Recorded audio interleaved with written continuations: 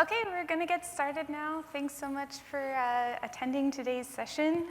This is the Unity Catalog Deep Dive, a practitioner's guide to best practices and patterns.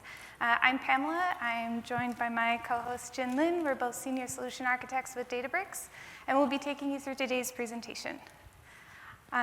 Standard forward-looking statement. You may see features here that are preview, some mention of things coming in the roadmap, so just keep that in mind as you're reviewing the presentation today. And just to give you an overview of what we're going over, we're going to start with setting up your metastore, get into the data foundations, how to connect to all of your sources so you can start bringing in your data, a bit of understanding around discovery for adoption, so how you can assist your consumers to find the right data to use within their projects. And then once they find that data, how they can scale, both your BI business analysts as well as your AI data scientists and Gen AI engineers. And then we'll close out with a little bit on best practices for organizing your metastore, as well as observability for auditing purposes. And then we'll wrap up with a little bit of time at the end for Q&A. All right, I'm going to pass it off to Jin Lin now, who's going to give us an overview of getting started. Okay, hi everyone. Maybe before we start, let's show of a hand of who are in the audience who have heard of Unity Catalog. Raise your hand. Oh, okay, this is great. Okay, keep your hands up if you are actually managing Unity Catalog for your organization. Okay, great.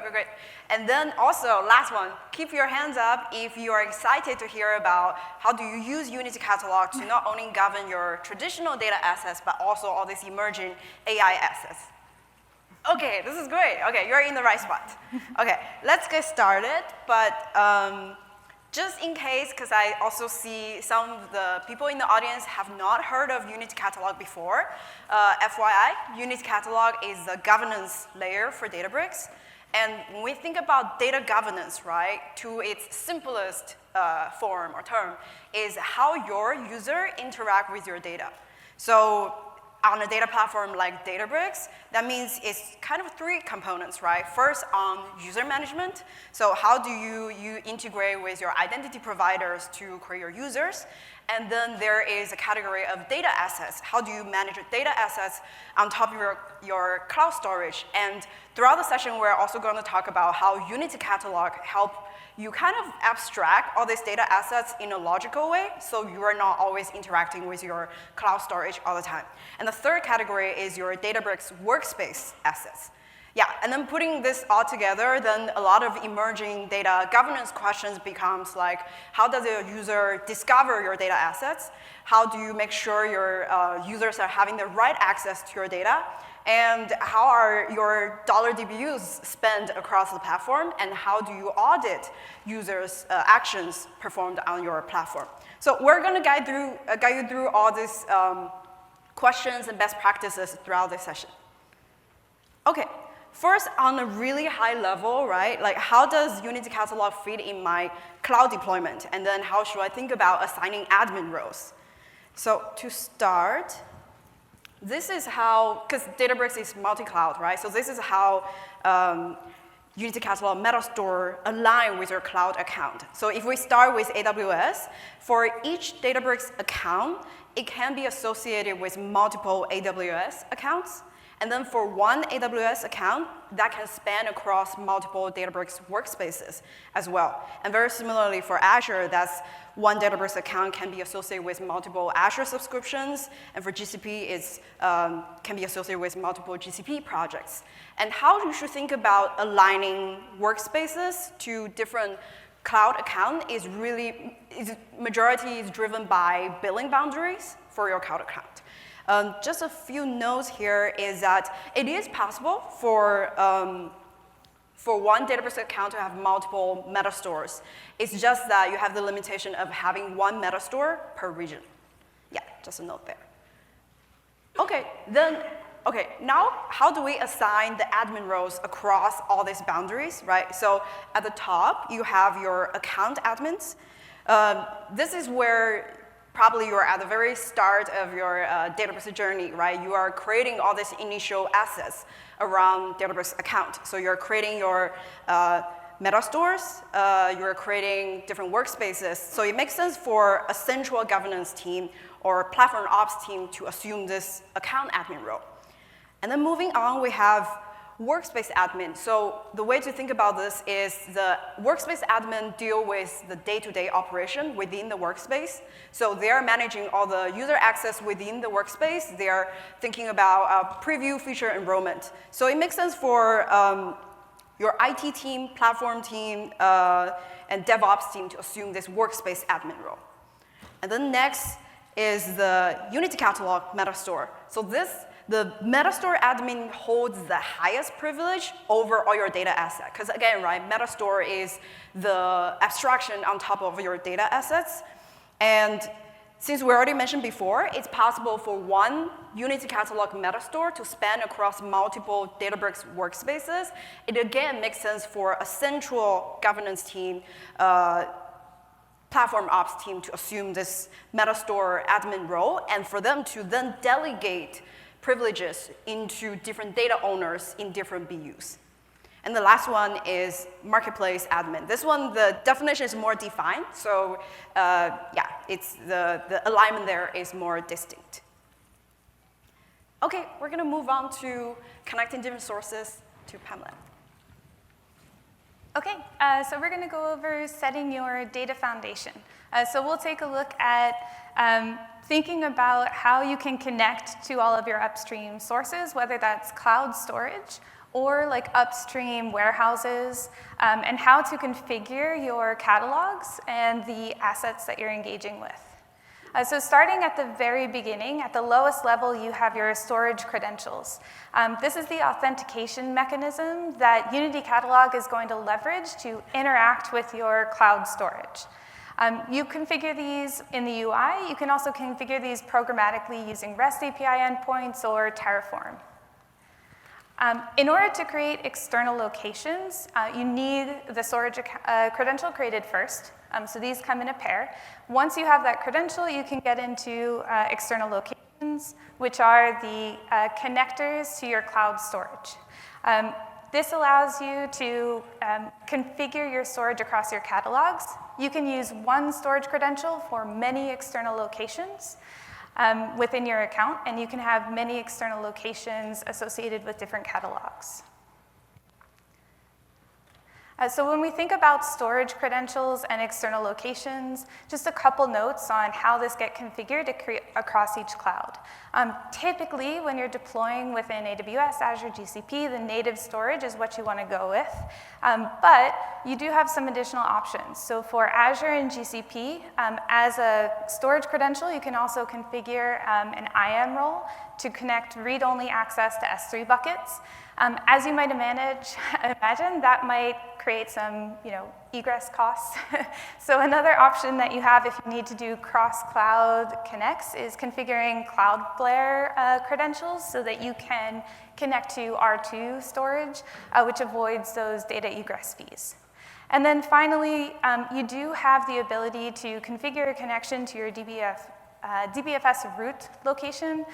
This is a legacy configuration. You're going to need a real good reason to be doing this, one of which might be if you're in the midst of a migration from legacy Hive Metastore to Unity Catalog, but make sure to really plan through that option. All right. Okay, so in addition to storage credentials, you also have service credentials, where storage credentials allow you to connect to cloud object storage. Service credentials allow you to connect to your cloud services. So this might be like AWS Glue or an AWS Secrets Manager, that kind of thing.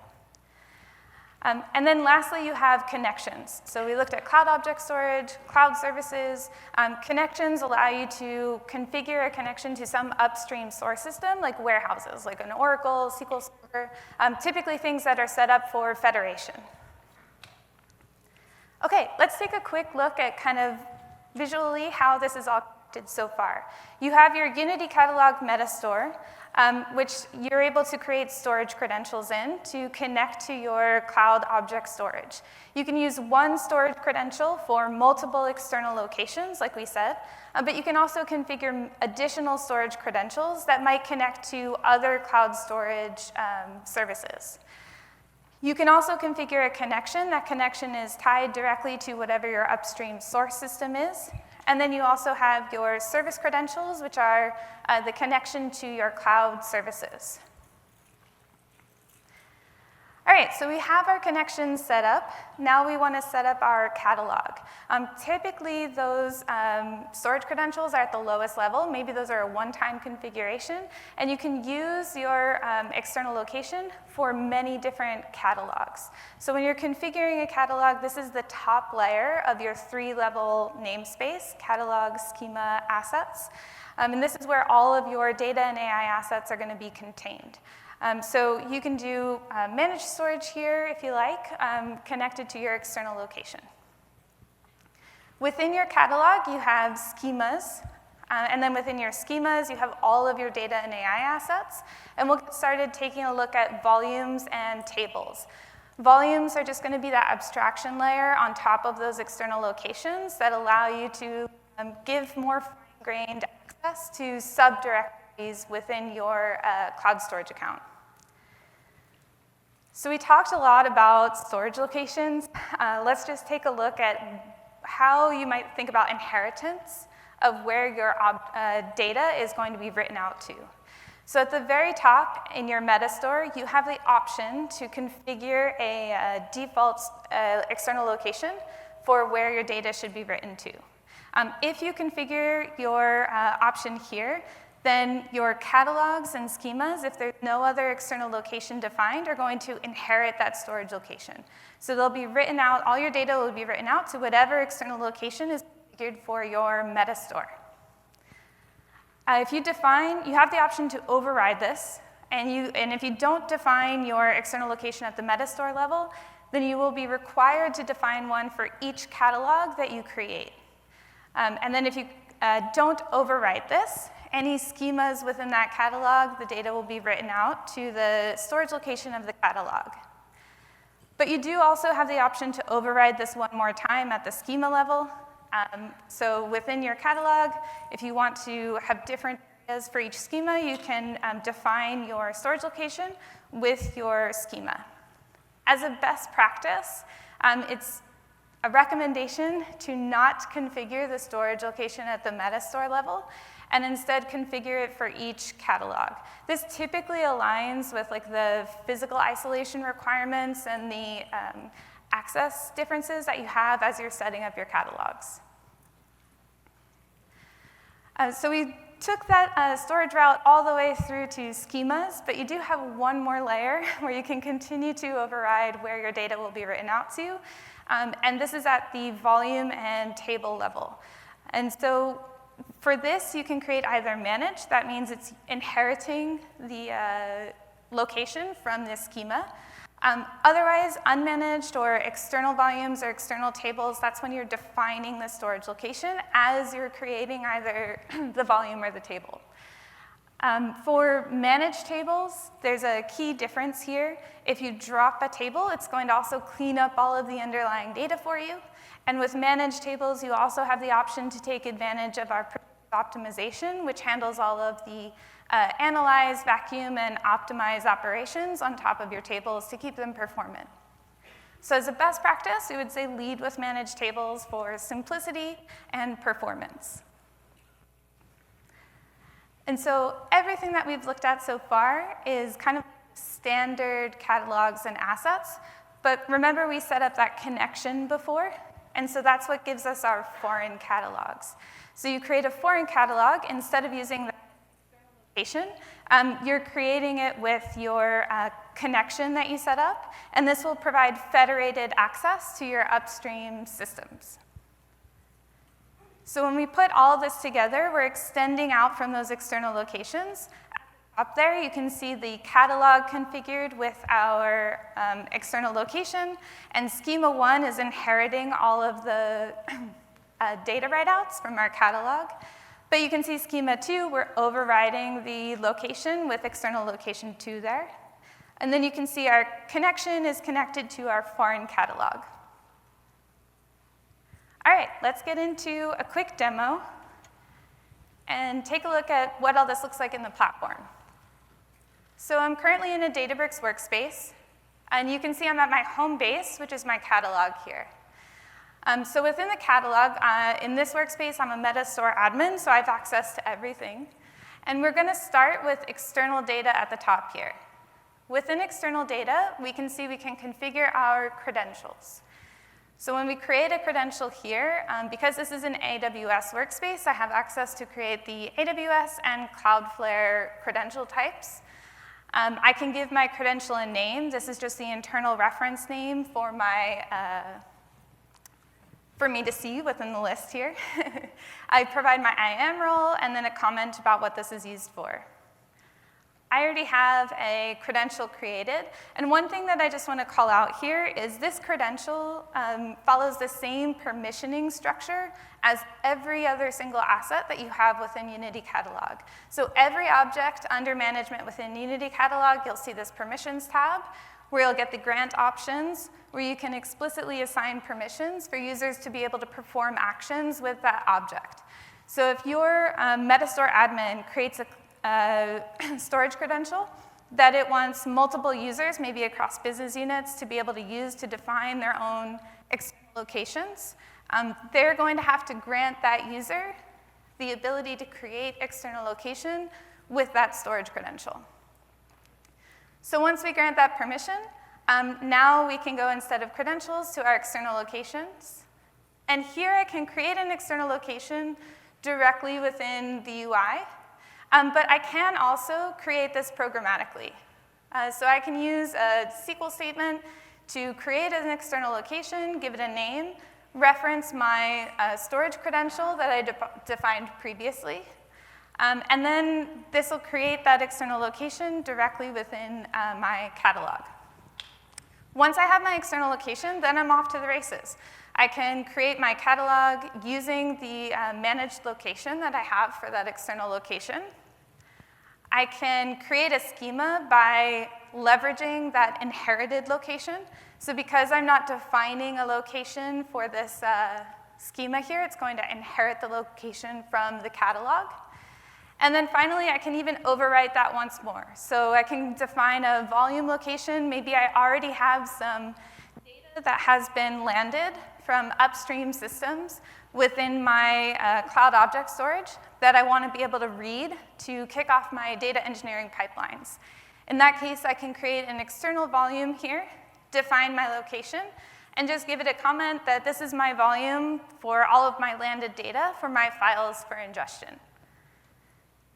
And just to prove to you that all of this works, when I go to my catalog here, we can see the catalog I created, my sales schema here, and here's my landing volume with my data that I can browse through. So just like you can browse through your data in the actual cloud object storage, you can browse through those files here. The difference is now you can assign permissions on top of that data for reading these files, and all of these interactions with those files are auditable through Unity Catalog system tables. So if I have my volume location and this data sitting there, the next step that I want to do is to be able to create tables. You have a lot of different options here. You will need to grant users the ability to read your volume in order to read that data and process it into tables. But this is just one example. I have a Lakeflow pipeline here that's reading from my volume locations, processing that data, and merging it in to create dimension tables. So if we take a look at my tables here, I have that raw table that we just created, as well as my dimension table. All right. One last piece here is we talked about the connections and federation. So within my catalog here, I actually have a legacy table, a Hive Metastore table. It's this line item table here that I want to be able to join against my data sets, but I also want to be able to interact with this table as if it were part of Unity catalog. I want to be able to get all the lineage, all the additional assets. So I could go ahead and upgrade this table, which you should absolutely do. We'll get into migration in a moment. But what you can also do is create a connection to your internal Hive metastore and do Hive metastore federation. So we'll take a look at how we can do that here. So if I go back to my catalog explorer, the same place we created the credentials and the external locations, we have connections. So when I create a connection, I can give it a name. And then I can choose my connection type here.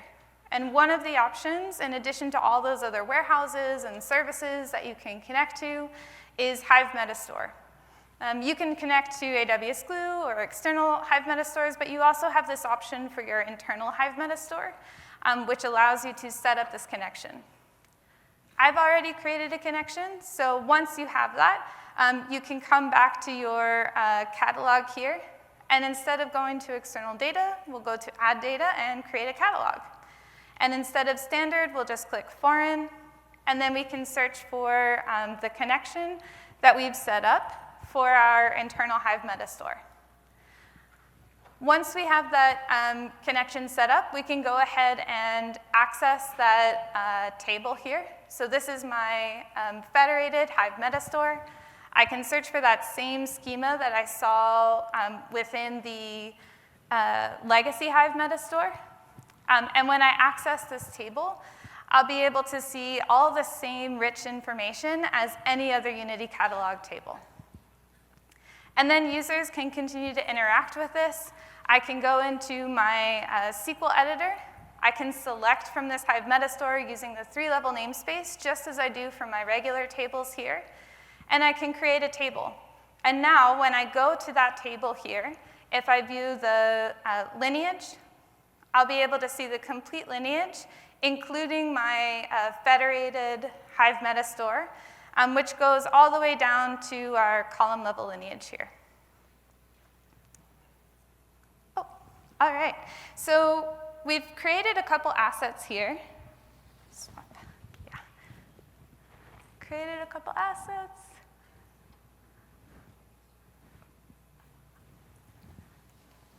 What is it, 3? Oh, help. What if we switch back to this?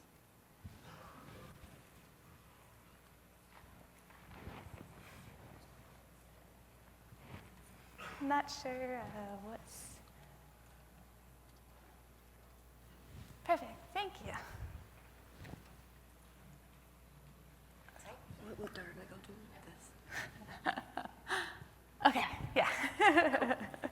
All right, so we're back. So discovery for adoption. We want to take a look at how you can classify and organize different types of data, what permissions are needed for data discovery, and how you can enable your users to discover your data.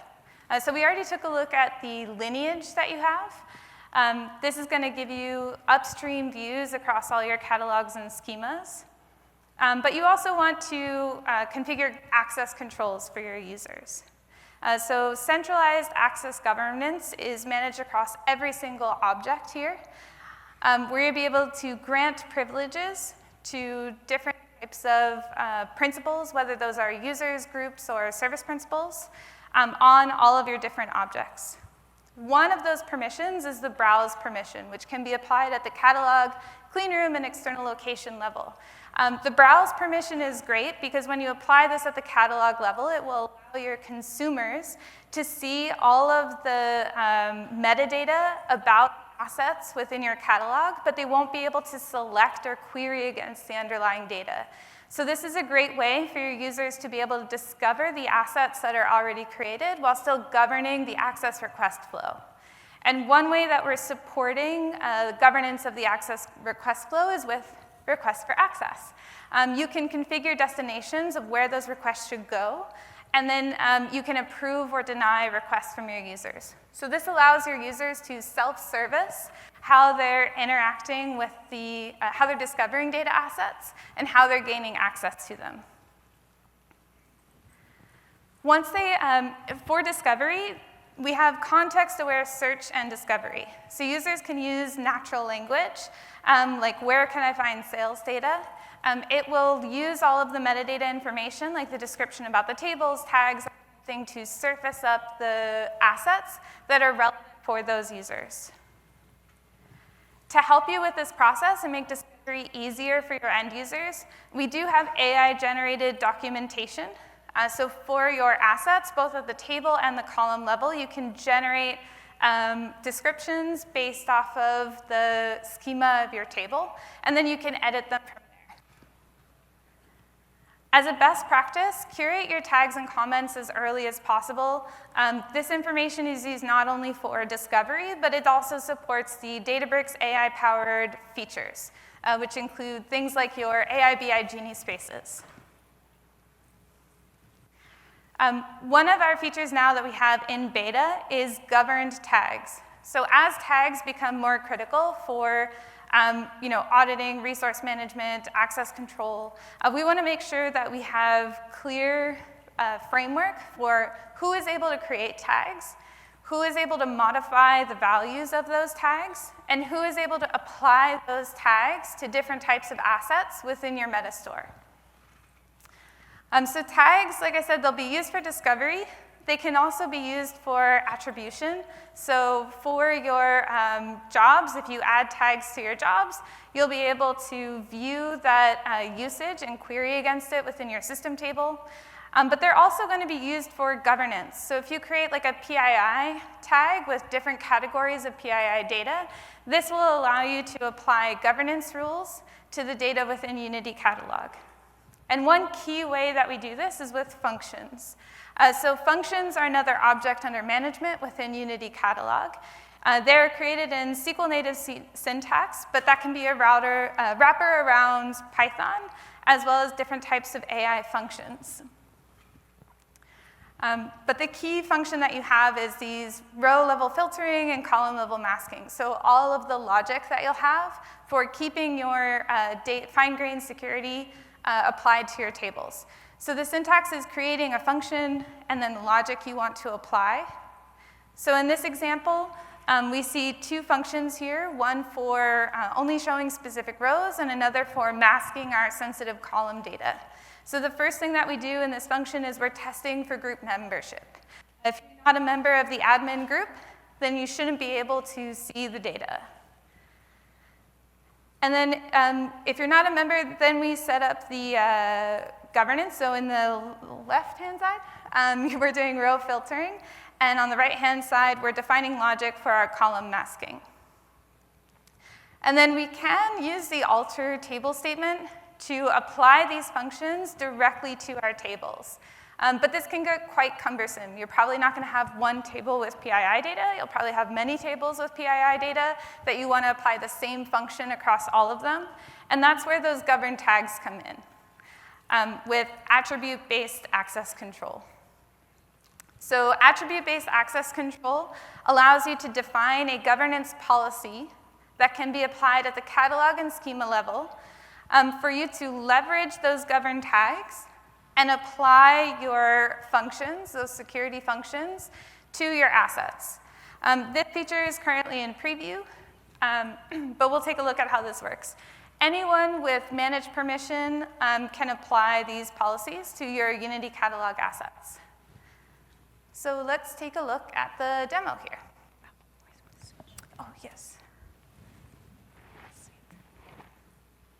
Okay, so I'm currently in my Catalog Explorer here. And one of the first things that we want to do is we want to create our governed tags. So up here we have tag policies. And if I go into tag policies, I can create a tag key here, like PII. I can give it a description, like governance for PII data. And then I can define my allowed values, like address,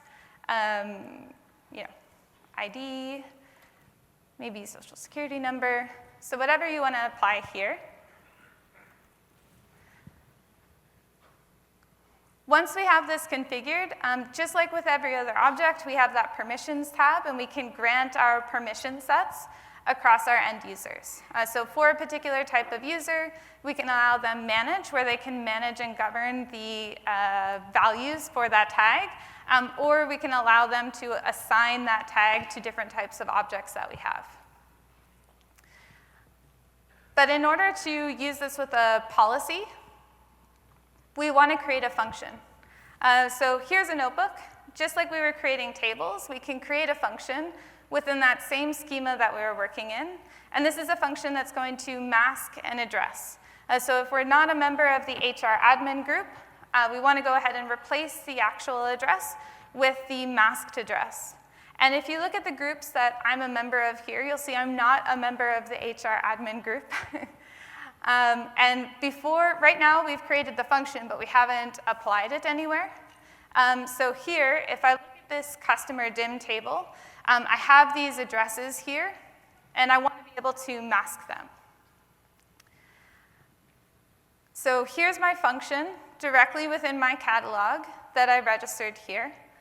And so I'm going to go to my catalog at the top, and within my catalog, I can create policies. So here we can create a new policy. We can give it a name. We can apply this policy to all account users. So every user who tries to interact with this asset, they have to go through the policy first. And then we can set up the type of policy that we want, whether that's a row filter or a column mask. And here we're applying our policy to our catalog that we have. And now we can select our function. So that same function that we just created and registered, we can select. And then we can choose when the column has a tag value of that PII data that we set up. I think that was, yeah. Here, with a value of address applied to it, then we want to apply that security function. So I've already created a policy here. It does the same thing, leverages that masked function, applies it where the PII data exists. So if we look at my sales schema here, and if we go to my customer dim table, which has the customer address here, you can see that I've added the UC PII address tag. And when I go to my sample data now, when we take a look, we can see customer address has been fully masked. So this will no longer show that data, and now I didn't have to use the alter statement. Anywhere that tag is applied, the policy automatically goes into effect.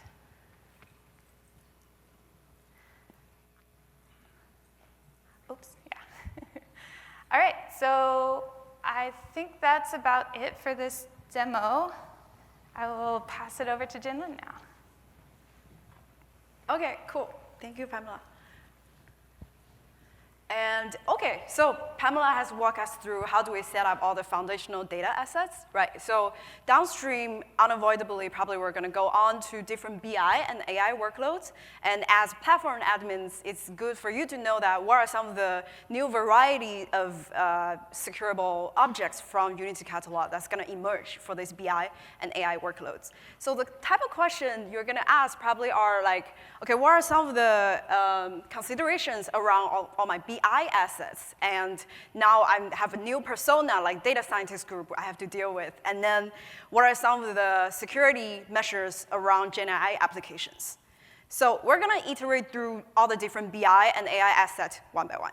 So first is metric views. So this is a BI feature that's in preview. What it does is it helps you define really complex, complicated business logic into reusable metrics. So imagine that now you can standardize the definition of revenue at your organization across teams. And you define it once, you can use it in multiple downstream AI BI workloads, things like writing a query, refer it to in a query, in a dashboard, in a Genie space. Genie space, by the way, is our out-of-the-box text-to-SQL agent. And I will also say that because it helps you manage the data quality, help your teams reduce all the duplicated queries they have to write, because now it's one single definition of metric, right? So I will also say it's a governance feature. And something I really want to add is, I think from this morning's keynote, Dario from Anthropic also alluded to this, is that in the Gen AI world, data governance is actually really, really relevant, just because it should be on top of your mind to prime your data state in a clean, streamlined state, so that in the future, you're prepping for a near future where it's not only human users who are interacting or consuming your data assets, but also agentic applications. And the more streamlined, clean your data state is, even though we have all the optimization on the agent application side to improve the performance of the agent itself, but if you have a really clean data state, it's going to help the final performance of the agentic application as well. So data governance is only going to be more relevant in a Gen AI world. And also, if you want to learn more about metric views, we have a session tomorrow on that. I will pause 2 seconds so you can take a photo. Okay, so that's the BI side of feature. And if now we're talking about traditional ML workloads, so your data science team, they also probably want to create all these features. And the good thing that Unity Catalog make it easy for platform admins to deal with feature assets is that our approach for feature table is really, it's just a delta table with a primary key. So in terms of governance perspective, as an admin, you don't need to do anything extra to manage a feature table. So later on, we'll show that the permission around a feature table is identical as if you are managing a delta table. And also, I will ask all the platform admins to evangelize to your data science team that it is actually a good governance practice to use feature table, because we have built in a feature store with MLflow. So MLflow, if everybody is familiar, MLflow is kind of like the model catalog or the Unity catalog for your machine learning models, right? So today, Unity catalog actually integrates with MLflow. And I will talk more in that as well. So when you use feature table, it has really tight integration with MLflow so that you are actually bundling your features and your models together during training and inference time. And then you will be able to see all the lineage, and we'll show later as well.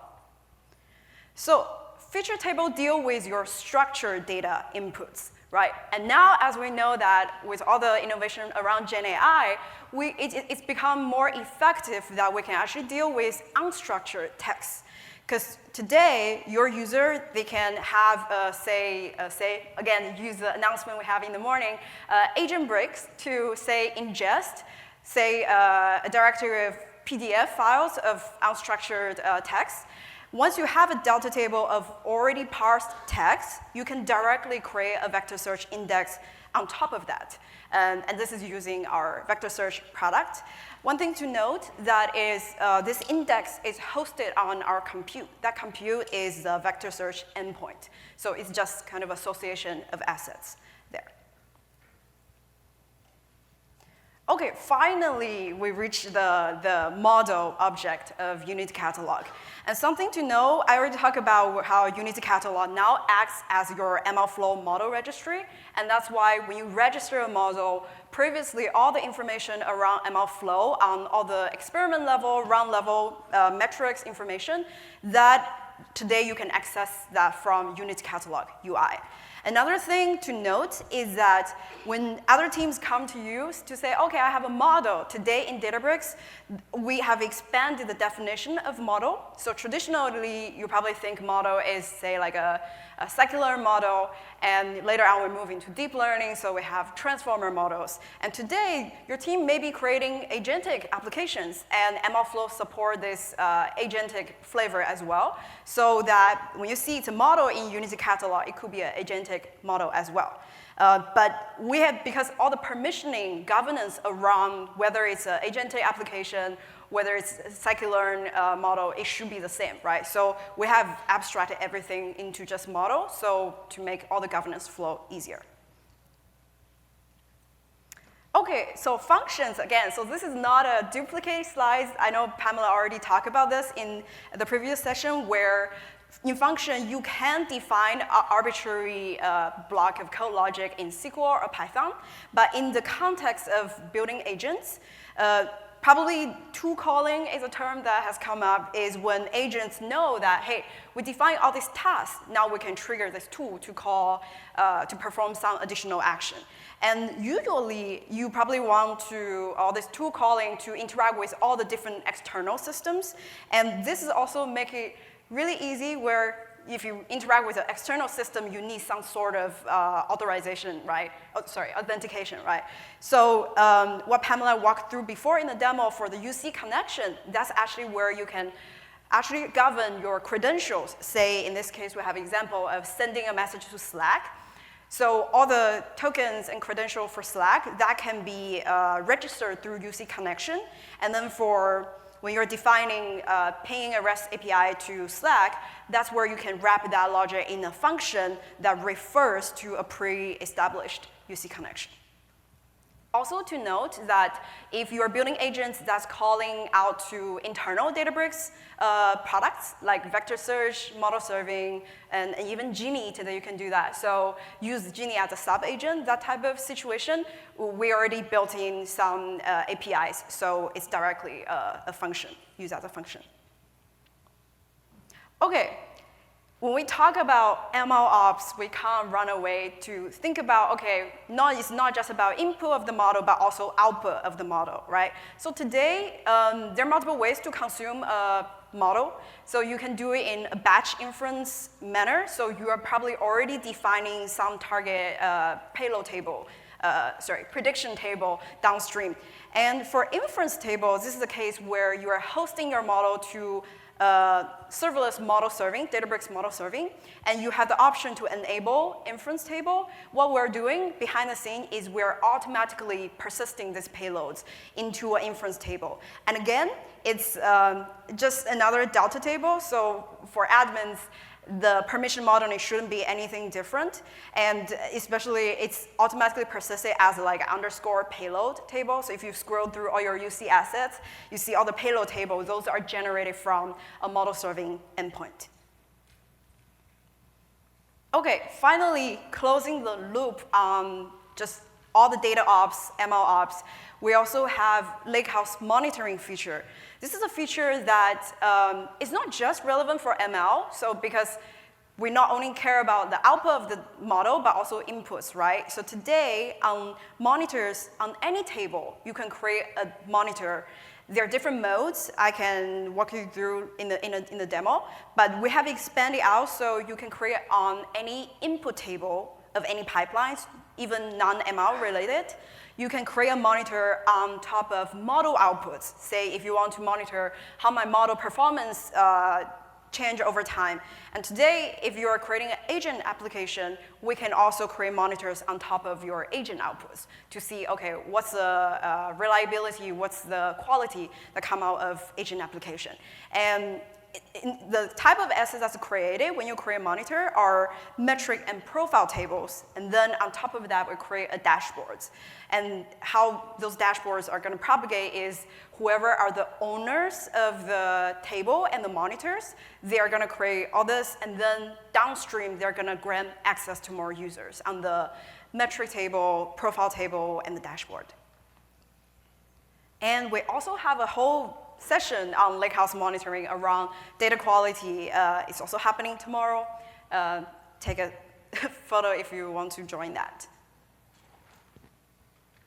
Okay, so now looking at what we have configured so far in the AI BI area, so let's zoom into all the maroon colored boxes. So under this schema of forecasting, we have metric views. Again, this is a way for your BI users to centralize their definition for business metrics. And then your data scientists may be creating feature tables. And again, feature table is just another Delta table with a primary key. And it can be bundled up with a model, so all the lineage will be traced. And then on the unstructured side, you have your documents table. These are tables you'll see in a demo very soon, so I won't go over it. And then on top of that, you can create vector index, which were hosted on a vector search endpoint. That's where your end user is going to consume from semantic search. And then you can have models, and this model, again, can be traditional ML model, agent model, transformer models. And you can also define functions. These are tool calls that can interact with external systems when your agent needs to be. And then the last one is inference table. This is when your model hosted on a real-time model serving endpoint. Those are the automatically persisted payload tables. OK, with that, I'm going to go to the demo screen.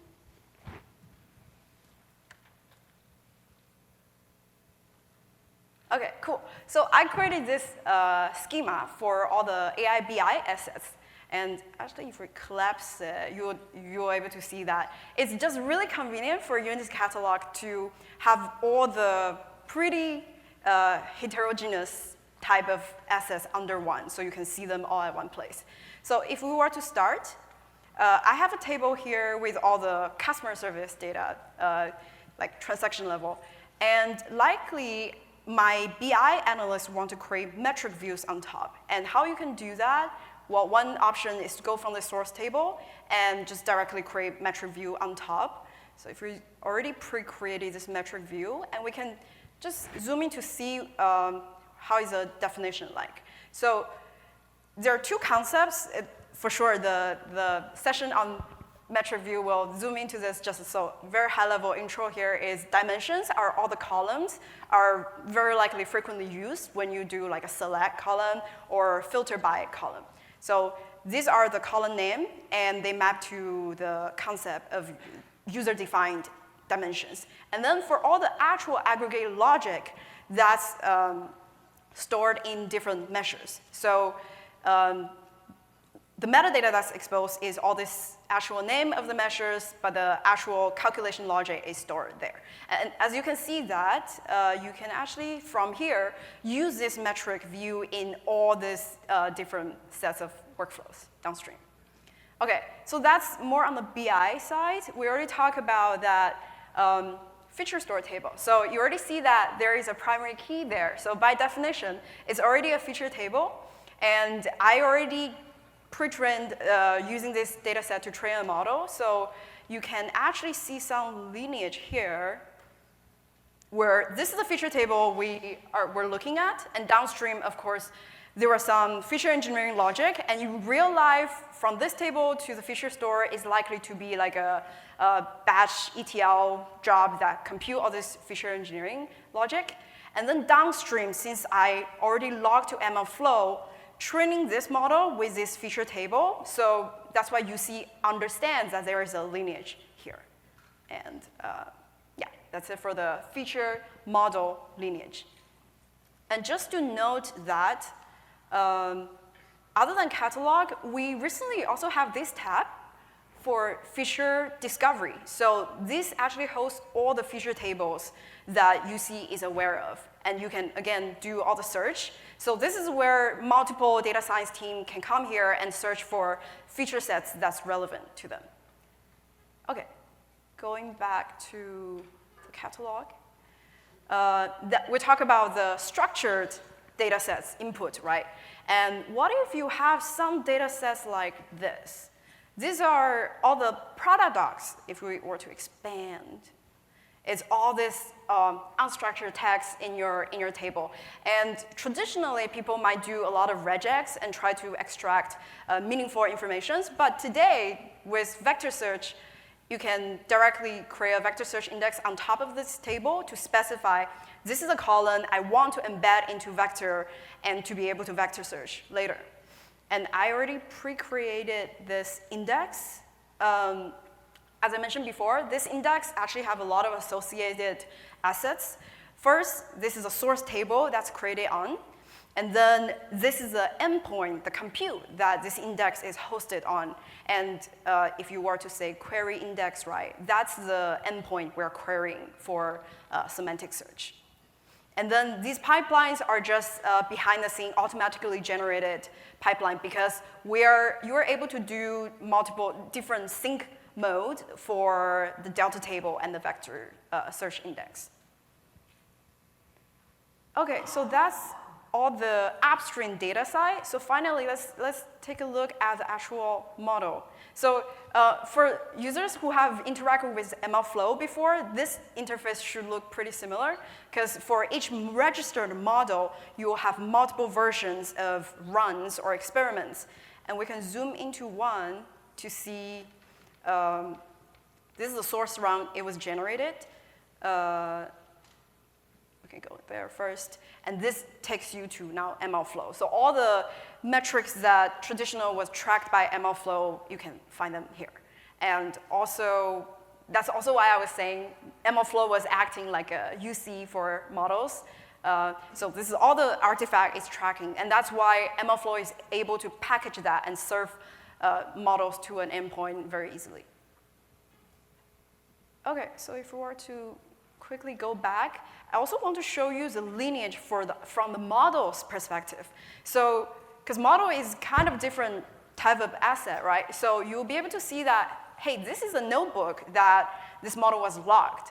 And upstream, this is a feature store, a feature table that it was trained on.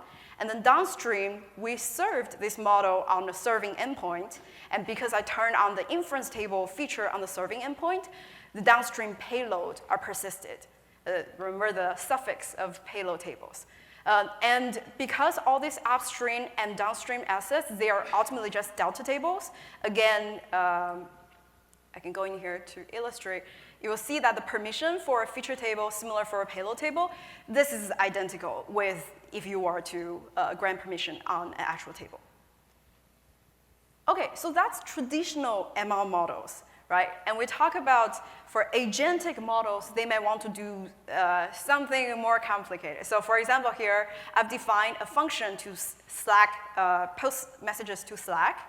And here, I'm defining it in SQL. And of course, just like UC function before, you can do basically rapid run like a Python logic as well. And here, I'm referring to this connection, which is pre-registered with Unity Catalog as a UC connection.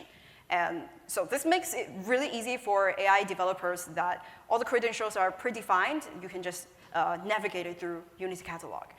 And I have also created a very simple agent that uses this function. And again, you see that even though this is an agent model, the interface looks exactly like the same as if it were like a traditional ML model. So if I were to go inside into versioning, something that is just a little different for agent models, and probably this is more interesting for AI developers, is that we also persist all these traces. So these traces are really important when it comes to develop agent applications, because here I'm just triggering one function, but in a complicated agent application, you're triggering a lot of functions. What is going in and what's coming out of each function is really valuable for debugging. So those information are persisted here. And we could also see from the lineage standpoint that it knows that, OK, here is just one function. But when you have a lot of tool calls, that's where UC is aware that the model is encompassing all these different functions. OK, we just have one more asset left, which is the monitors. And I'll show you how do you normally create that. So since I mentioned you can actually create monitors on any table, so I'm just going to choose any table. And this under the quality tab, this is where you can start creating a monitor on that table. And as I mentioned, there are different profile types. Basically, you will choose as a user, say if it's just a normal upstream data table, I'll probably use a snapshot just to see, let's calculate all this statistical distribution of my columns over time. So that's a snapshot mode. And if you're creating a monitor on like a model output table, you probably want to measure, OK, how does this model performance change over time? So that's the inference mode. And then if you have time series specific data, that's the time series profile you want to create. And just quickly show you how does a monitor actually looks like. This is a pre-created monitor, and the asset you have is all these profile metrics and drift metrics, and on top of that, this dashboard is automatically created. Okay, it takes some time to load. And just want to show you, like right now, because I don't have many time span of the data, but this is where you'll very likely encounter into is that you are probably the owner of this dashboard, but you want to share it with a wider audience. So today we support embedded credential mode. That means even to share with a user that's not within this workspace, you can embed the credentials so that they can assume the privilege as the dashboard publisher, so to be able to access this dashboard. Okay, so that's all the AI BI asset that we have introduced to show you in action. If we were to go back to, okay, is that this is actually not done yet, right? Because the last layer consumption, you probably want to expose that to, say, a dashboard, a Genie space, which again is our text-to-SQL agent or an app. So very quickly iterating through each is that for dashboards, we already talked about if you want to share it to a wider audience that are not the audience within this workspace, we support embedded credentials. And for Genie spaces, it's really a text-to-SQL agent. That means even though the interface is that you are asking question, natural language, to ask about your structured data, but behind the scene is just executing the queries on a SQL warehouse. So everything you have predefined on the Unity catalog side on tables, the Genie is going to respect that. So that's also very neat when if you are to create your text-to-SQL agent from scratch, from another external system, it won't embed the permission model as tightly. And then lastly is Databricks apps. I think we also announced a lot of feature updates on apps, where now we support probably almost every Python app framework out there, like Streamlit, Flask. And for app, it can be a little more complicated because there are more things you can do or more components you can interact within the app. So I'm actually going to walk you through a scenario. Say we're building a AI BI app, like an agent app. So in this case, I have all the product metadata. So very likely your AI BI users are, say, business analysts and product managers. And they want to be able to ask one interface or one app all these questions or perform all these tasks.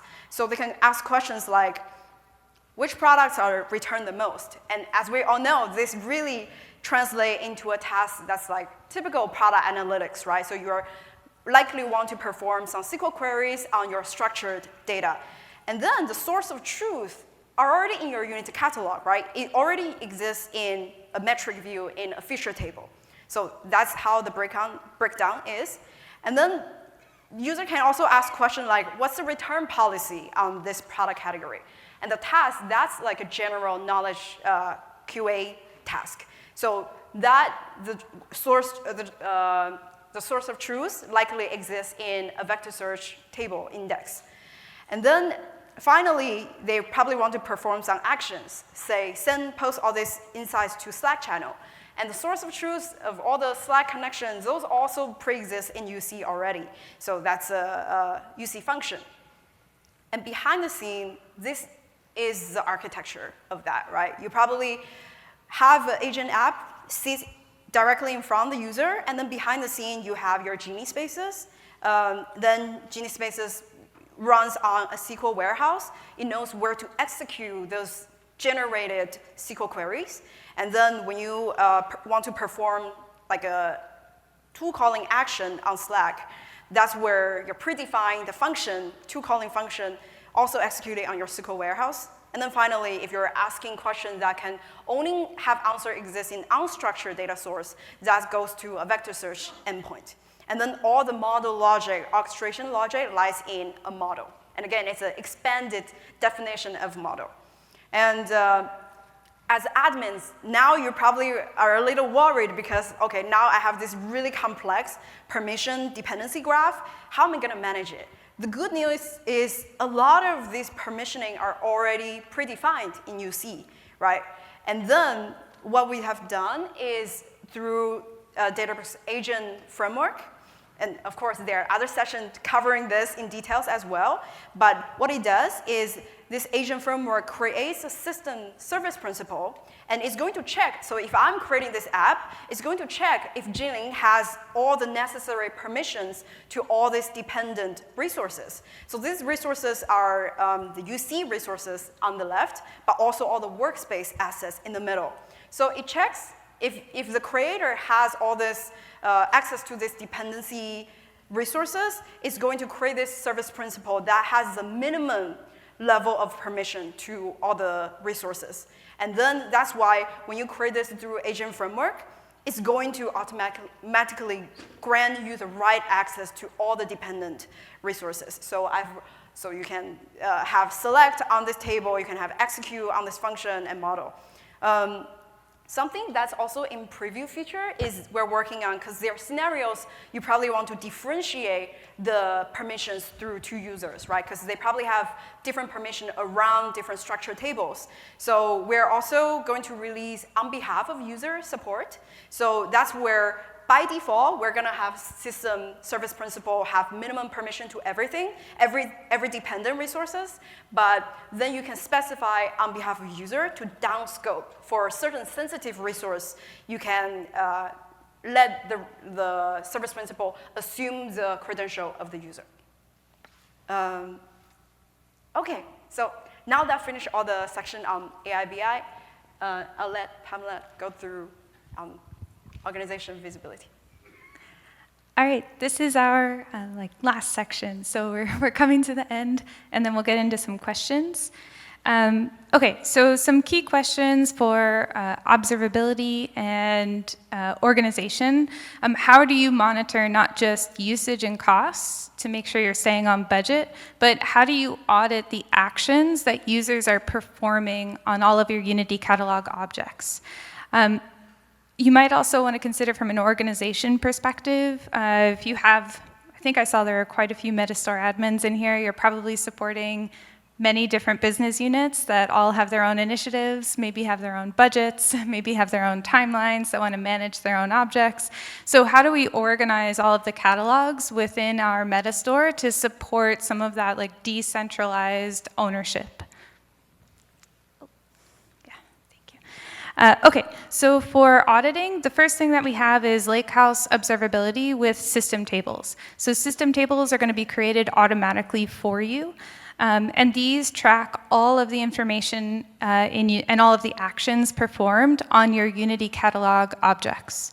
So this allows you to understand not just the lineage of how those objects are created, but the audit for who's interacting with them from an access perspective, as well as the billing information from usage. And one more session alert. Today, a bit later, we have the Databricks observability session on using system tables to monitor and manage your Databricks instance. So for these system tables, we've basically curated the data model for you to be able to query against those tables using SQL to do all the auditing. But we've also given you an out-of-the-box AI BI cost dashboard. So this will sit directly on top of your system tables and allow you to very quickly start understanding how your assets are being used. In addition to that, we also allow you to create and monitor budgets. So budgets can be applied to a subset of workspaces. They can also be applied using tags. And this allows you to track usage based off of those workspaces and or tags across your business units or projects to see if they're staying on budget. OK, so we'll do a quick demo just to see how this all connects within the workspace. So to create the actual usage dashboard, you have to be a Metastore admin. So I'm currently in my account console. I'm no longer in my workspace. And in the account console, you have this usage tab, where you'll be able to click this Setup Dashboard option, and you can select a dashboard or select a workspace where you want to import that out-of-the-box usage dashboard. Once you import it, it's going to look something like this. So you'll have a selection across your workspaces. You'll be able to filter across time frames of what your usage is across all these different types of like origin products. You also get a view by tag to be able to see what the usage cost is across those tags here. So for our budget and environment tags, what does our spend look like? And then one of the most useful ones, from my perspective, is this last group here, which is the top spending. So it takes a lot of time to do optimization on top of your workloads, and you want to make sure that the time that you're investing actually pays off in terms of the reduced costs that you have. So this section here shows you across all of the different types of resources that you have, what are the top and most expensive resources. So right now it's also showing me kind of like all the rest. But here, we're able to see by job ID, you could do this by job name, by endpoint ID, how the spend of these jobs are changing over time. So here, we can see this huge spike from this job here. That's probably a place where you want to invest time to do some optimization. Maybe somebody left something running, maybe somebody misconfigured something. So that would be a great starting point. So that's the usage dashboard. Again, in the account console, under usage, we have the budgets preview. And here's where you'll be able to define a budget. You can give it a name, what the total amount is, and then you can define your associated workspaces where we're going to accrue and aggregate all the usage, or key value pairs. And then you can define an email address to get alerts about consumption against this budget.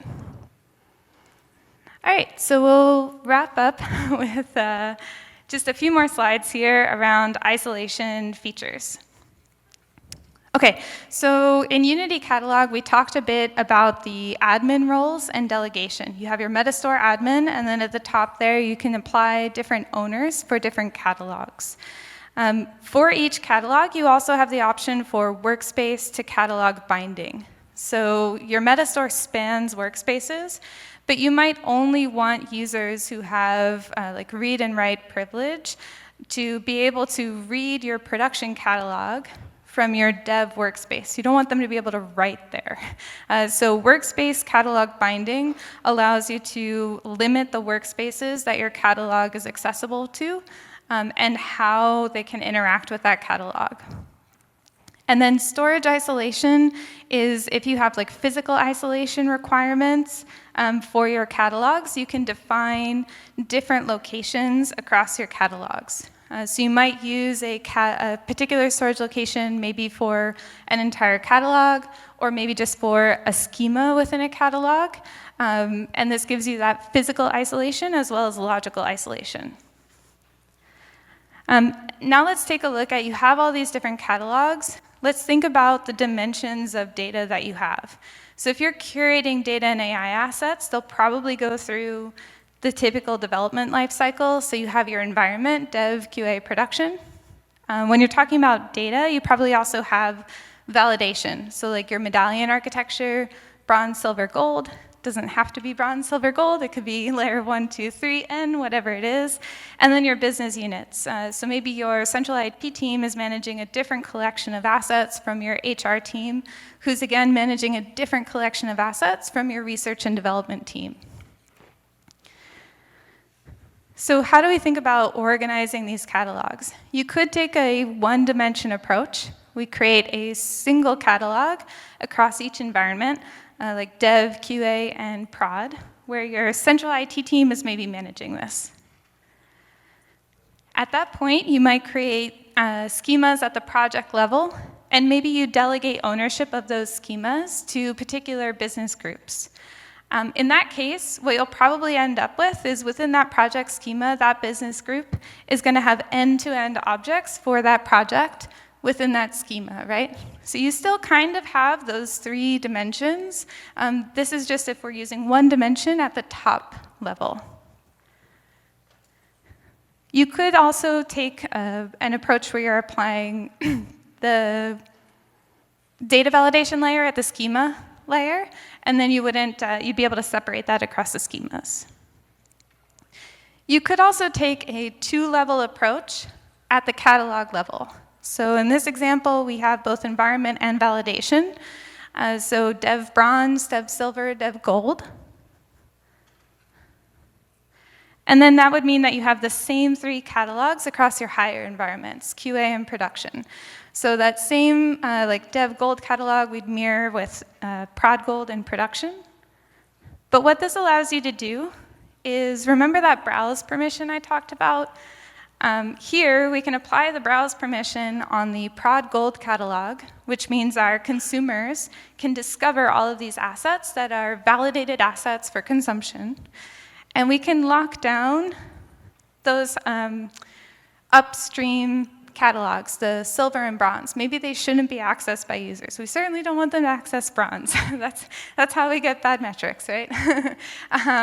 Maybe the silver catalog should only be accessible by your data scientists. But this gives you a way to kind of really simply allow them to discover the assets that matter to them, rather than having an end user discover assets that may be across the entire data validation structure. And in the last example, we can take a look at a hybrid approach. So maybe your central IT team is doing the heavy lifting for data ingestion from your upstream source systems, which makes sense. A lot of times in larger organizations, they're the ones with the access to all the upstream systems, so they're configuring the connections, and you might have a metadata framework to ingest all that lower level data. So they might have a setup like this, where their catalogs are all two-dimension. But then for your downstream consumers and business units, you might set up a separate catalog for them, where they have browse permission on that prod gold catalog to consume the validated assets. And then the catalog that they manage, they're able to set up their own project schemas however they like. And they might have some smaller sources that they're ingesting, so they might still have their own end-to-end view within their project schemas, but this gives them a little bit of autonomy without sacrificing the discovery of validated assets that they should be consuming. These are just a few examples, though. As a best practice, generally separate catalogs by responsibility. It'll probably make your lives easier from a governance perspective. Use workspace catalog binding where required, but do what's right for you. Use the minimum amount of catalogs that you need to support your business and physical isolation requirements. So once you have all these different catalogs, we can take a look at kind of like a practical permissioning example. So here we have catalogs and schemas that are created by our central team. And the central team is the owner. But you see there in that production catalog, they're actually giving use access and maybe browse to the other business units. Those other business units could have their own catalogs where they're the owner, and they're giving use or browse privilege back to central IT or to other business units they're sharing to. And this can kind of go on for however many business units you have within your organization. Especially in larger organizations, you might have your Databricks deployments across clouds, maybe in AWS, GCP, and Azure. Or you might have them across regions, like a EMEA team and a North America team. In that case, Delta sharing is going to be a tool in your toolkit to be able to share your data globally. So Delta sharing is powered by Unity Catalog. It allows you to share assets without replication across clouds, across regions, but it also allows you to share with non-Databricks users. So you, of course, can do Databricks to Databricks sharing, but the data consumer can be any compatible client. And so here's just a look at that kind of multi-cloud deployment that we were talking about. You're able to see that Delta sharing can be used across cloud regions for your Databricks workspaces. It can also be used across cloud providers, but it could also even be used across companies. As a best practice, though, keep your, if you have dev, QA, and prod catalogs, keep them all in the same region metastore. And those business unit catalogs, if they have their own dev, QA, prod, keep them in the same place as well. And use Databricks to Databricks delta sharing between your cloud providers and regions. 2 more things that are powered by delta sharing is Databricks Marketplace. This is where data providers can put forward different assets. That's not just data tables, but also models, notebooks, accelerators for data consumers to consume. So you might be able to find some augmented data that you want to incorporate into your BI and AI projects that you can just add as a delta shared catalog directly in Unity Catalog from the marketplace. And then finally, we have clean rooms. Clean rooms are also powered by delta sharing. It's a privacy-centric collaboration tool. So 2 companies, if you want to share data, you can do that using delta sharing into the clean room. And then you can mutually approve the code that will be executed for your data science or BI logic. All right, so a couple places to go from here. You can try out all this code. We've got hands-on tutorials that you can pip install into your workspaces on governance specifically, as well as the end-to-end flow for creating all of these assets.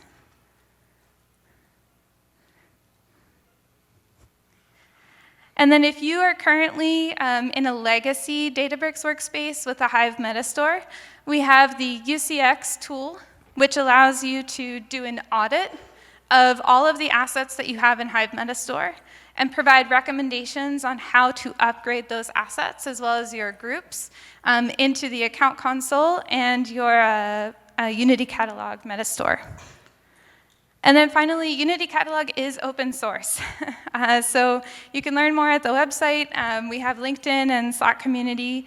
But if you've built out all your governance in Databricks, you can keep your governance even if you're not using Databricks.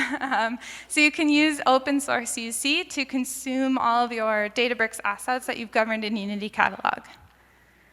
All right, thank you for sticking with us. We'll open it up for about 13 minutes of questions if you have any.